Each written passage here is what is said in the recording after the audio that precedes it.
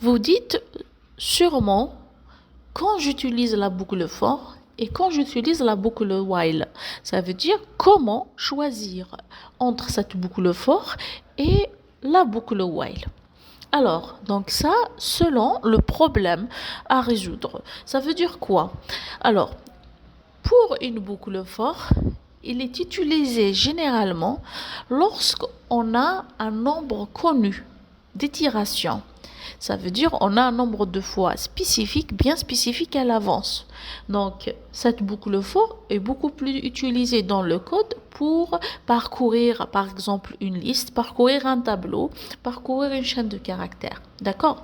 Donc ça, la boucle for, c'est simple, c'est utilisé quand j'ai un nombre de fois bien spécifique dans mon code. Si j'ai pas le nombre spécifique, si on n'a pas un nombre spécifique de boucle pour répéter une action, on utilise tout simplement la boucle for, la boucle while. Donc la boucle while c'est flexible, ça veut dire elle est utilisée partout lorsqu'on a à répéter du code. Donc la boucle while est utilisée lorsqu'on a le nombre d'itérations n'est pas connu à l'avance. Donc il continue son exécution voilà tant que la condition donnée est vraie. Il faut faire très attention dans le cas dans la boucle while à s'assurer quand on a une condition, cette condition ça finira. Ça veut dire que si la condition ne se finit pas, c'est-à-dire ne se finissent pas, pardon, donc on aura une boucle infinie. Dans ce cas, notre code, ça va bugger. Notre programme, ça va bugger. Voilà.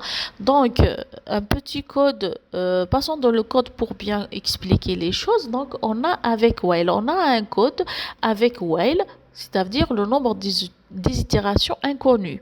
Donc, si le mot de passe, par exemple, on prend un mot de passe.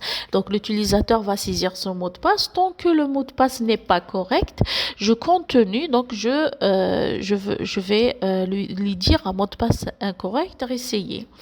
Donc, l'exemple là, tant que n'est pas correct, je fais. Donc, vous dites pourquoi on a utilisé la boucle for et pas la boucle while et pas la boucle for? Parce que on ne sait pas combien de fois l'utilisateur devra saisir son mot de passe avant de réussir. Donc, on ne sait pas. On ne sait pas le nombre de fois d'itération. Dans ce cas, on utilise le while. Par exemple, ici, dans ce code de for, avec for, le nombre d'itérations est connu. Par exemple, vous me saisissez, par exemple, vous m'affichez un compteur de 1 jusqu'à 5.